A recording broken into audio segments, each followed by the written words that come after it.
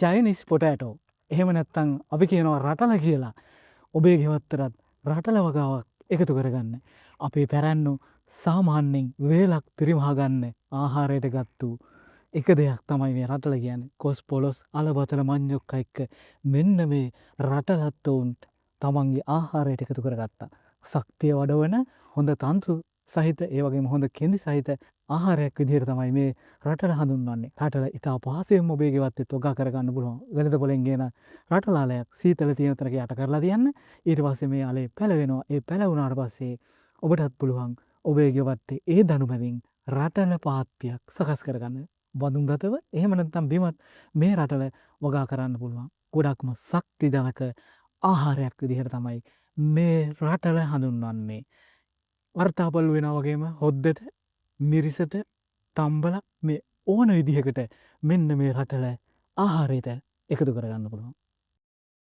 ඔන්න රටල ගලවන්න යන්නේ. මේ බලන්නකො කාලා තියෙනවාද රටල. දැන් අපේ පාරම්පරික ගෙවතු වල නම් හැම ගෙවත්තකම වගේ මේ රටල වගා කරලා තිබ්බා. නමුත් අපි ගෙවතු වගාවෙන් ටික ටික ඈත් වෙන්න මේ රටල වගාවත් අපෙන් ඈත් වුණා.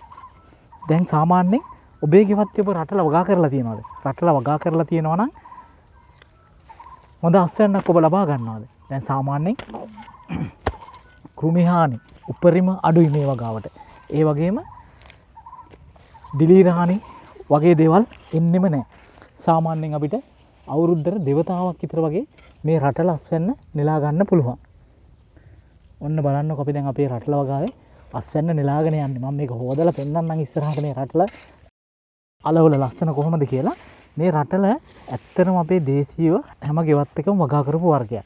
දැන් අපිට සාමාන්‍යයෙන් අපේ ගෙවත්තේ මේ රටල පහසුවෙන්ම වගා කරගන්න පුළුවන්. මේ රටල වගා කරගන්නවා නම් අපිට කරන්න තියෙන්නේ මුලින්ම වෙළඳ පොලෙන් රටලාල ටිකක් ගෙනල්ලා ඉවරලා තෙතමනේ තියෙන තැනක තිබ්බාම මේ රටල අල පැලවීම සිද්ධ වෙනවා. ඊට පස්සේ අපිට මොකද්ද කරන්න පුළුවන්? මේ රටල අල වලින් එන පැලවල දඬු මෙන්න මේ විදිහට හිටව ගන්න පුළුවන්. මේ රටලාල හිටවද්දී අපි මේ දඬු හිටවද්දී සාමාන්‍යයෙන් අඟල් 6න් 6ට අපි මේ දඬු සිටවීම සිද්ධ කරනවා. දැන් රටලාල ටික කාලයක් සාමාන්‍ය සීතල තියෙන තැනක තිබ්බාම පැලවීම සිද්ධ වෙනවා. ඒ විදිහට රටලාල ටික පැලවුණාට පස්සේ මේ රටල අල වලින් එන දඬු ටික කඩලා හිටවන්න.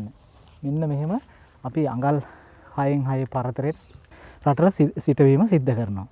සාමාන්‍යයෙන් රටල වගාවටත් අපි උස්පාත්තියක් හොඳින් කාබනික පොහොර අඩංගු උස්පාත්තියක් අපි තෝරගන්න ඕනේ. ඒ විදිහට උස්පාත්තියක් තෝරගත්තාම අපිට මේ රටල වගාව ගොඩක් සාර්ථකව කරගෙන යන්න පුළුවන්. දැන් රටල සාමාන්‍යයෙන් අපි ආහාරයට ගද්දී මේක සාමාන්‍ය අර්ථාපල් උයන විදිහට අපි උයනවා. ඊට අමතරව තම්බලා ගන්නවා. ඊට අමතරව අපි තෙල් දාලා ආහාරයට ගන්නවා. මෙන්න මේ ගොඩක් ක්‍රම වලට මේ රටල අපි ආහාරයට ගැනීම සිද්ධ කරනවා. ඔබත් උත්සාහ කරන්න ඔබේ ගෙවත්තරත් රටල පඳුනක් එකතු කරගන්න. මේ රටල අස්වැන්න සාමාන්‍යයෙන් අපි නෙලන අවස්ථාවේ අපිට සාමාන්‍යයෙන් උඩට අල මෙන්න මේ විදිහට මතුවෙලාම පේනවා. මේ තියෙන්නේ. දැන් මේ තියෙන්නේ අපේ අස්වැන්න නෙලන රටල. මේ බලන්න මේ රවුම් අල සාමාන්‍යම අර්ථාපල් පොඩි අල වගේ අල මේකේ හැදෙනවා. මේ තියෙන්නේ. මෙන්න මේ විදිහේ පොඩි අල හැදෙනවා. ඊට පස්සේ අපි මේ මෙතනත් බලමුකෝ මේ රටල අල ටික මේ මෙහෙම ලස්සනට මේ උඩට මෙහෙම රටල අල ටික මතුවලා තියෙනවා. දැන් සාමාන්‍යයෙන් අස්වැන්න නෙලන්න කියන්නේ වැල කහපාට වෙලා වැල මැරීගෙන යනවා අපිට පේනවා. අන්න ඒ අවස්ථාව තමයි අපි රටල අල අස්වැන්න නෙලනවා නම් සුදුසුම වෙලාව. ඉතින් සාමාන්‍යයෙන් ග්‍රෑම් 500ක් සමහර වැල්වල කිලෝ 1 දක්වා අල අපිට අස්වැන්න විදිහට ලබා ගන්නත් පුළුවන්. ඉතින් මේ රටල කියන්නේ ගොඩක් රසවත් ආහාරයක්. ඔබත් උත්සාහ කරන්න ඔබේ ගෙවත්තරත් මේ රටල වගාවක් එකතු කරගන්න. රටල කියන්නේ ගොඩක් ගුණදායක ආහාරයක්.